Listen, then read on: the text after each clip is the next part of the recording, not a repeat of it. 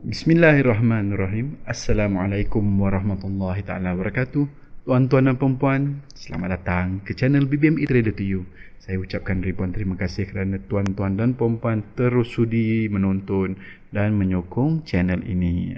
Okey tuan-tuan, kepada sahabat-sahabat saya yang berada di dalam Telegram group, ada lebih kurang 800 orang sahabat-sahabat dalam tu, saya ucapkan selamat pagi. Oh, sebenarnya dah hampir-hampir tengah hari.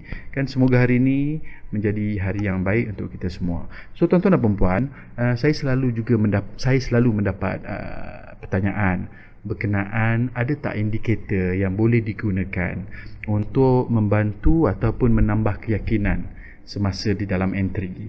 So saya kata memang ada lah indikator yang boleh digunakan. So antaranya yang boleh digunakan, kalau saya ambil contoh pada hari ini kan, saya ambil contoh USD lah untuk pagi-pagi ni. Contohnya lah, sekiranya kita kita cari SOP nya tetap sama. Apa SOP nya tuan-tuan? Nombor satu, kita harus mencari re-entry. Okay? Sama ada re-entry buy, re-entry sell, re-entry ketika momentum ataupun ketika arah kukuh. Itu tak menjadi masalah. Yang penting harus ada re-entry. So kalau kita tengok sebagai contoh, di sini kita ada momentum dan ada re-entry. So kita punya SOP yang pertama, sekiranya ada re-entry, kita tanda dulu keadaan ni. Kita tandakan, mungkin time ni kita nampak dah ada re-entry yang pertama di sini kan, potential re-entry. So kita punya SOP yang kedua haruslah macam mana tuan-tuan?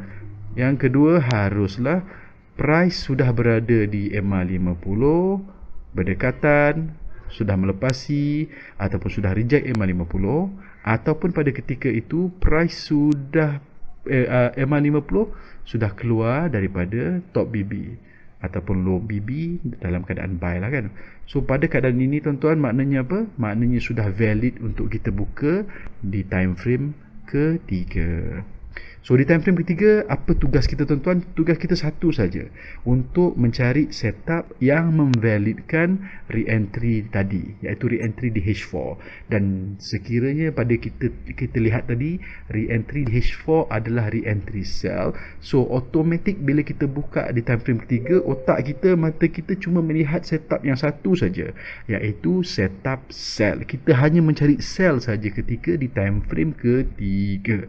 Tak ada lagi kita nak buang masa untuk cari setup buy lah. Contohnya macam ni kan, oh time frame ketiga kita nampak ada momentum kan, ada re-entry, dah kita pergi masuk pula buy dekat sini. Kenapa? Because trend is a friend.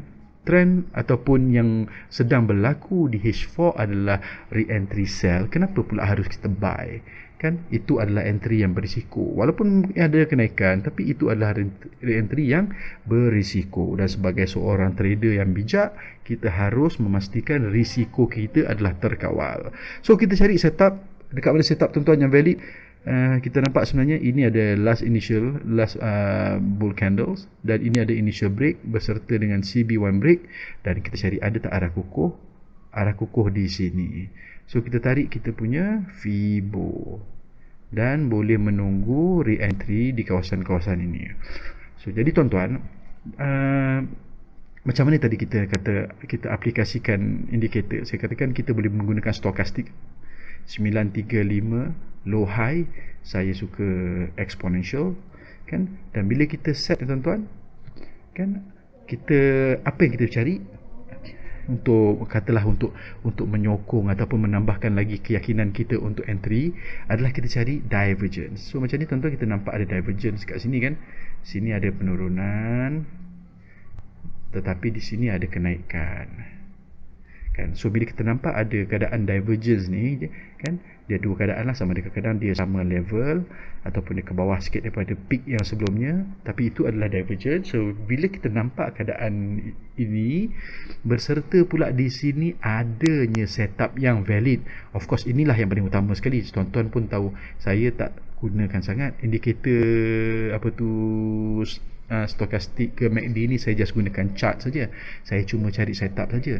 Tetapi kalau tuan-tuan nak menambah keyakinan, boleh gunakan, pastikan ada divergence. So nampak ada divergence, ada nampak setup yang valid, maknanya kalau kita tarik kita punya Fibo, entry ni lebih lagi yakin lah. Kalau price terus naik pun kita yakin untuk hold, ataupun kita boleh layer lagi kan, ataupun kalau kita dah hold awal-awal di sini kan, price terus menaik, kita akan lebih yakin lah untuk hold dulu untuk lihat keadaannya bagaimana, kerana kita tahu sedang berlaku divergence dan kemungkinan besar itu adalah sekadar stop loss hunting dan kemudian price akan turun. Dalam kes ni tuan-tuan, price turun sampai ke TP3 kan, daripada re-entry pertama sebanyak 34 pips kan.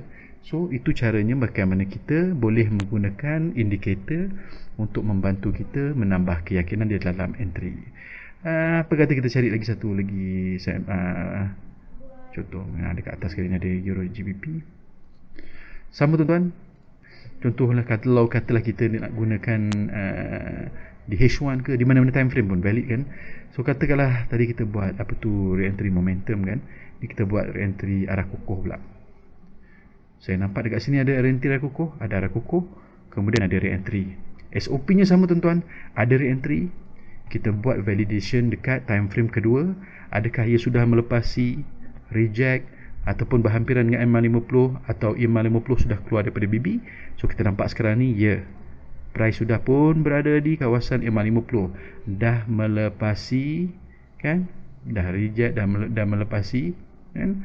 So ada yang tanya kan, kalau price dah melepasi valid ke lagi cikgu? Saya kata masih lagi valid kan, sebab bukan ini yang menggerakkan di time frame H4 tadi, sebab penggerakan ataupun yang menggerakkan re-entry tadi akan berlaku di time frame ketiga, iaitu di M5 kan. So bila kita nampak dah ada re-entry, time frame kedua dah berada di area L50, so kita boleh buka ke time frame ketiga untuk kita mencari setup. So kita dah tahu tadi, kalau setup yang kita nampak re-entry tadi arah kukuh buy, so tak kita dah automatic kan, dah tak adalah lagi nak tengok nak sell ke nak buy ke, macam ni ada momentum nak masuk sell kat sini kan. Itu semua cari penyakit lah kan. So bila kita kena kurangkan kita punya risiko.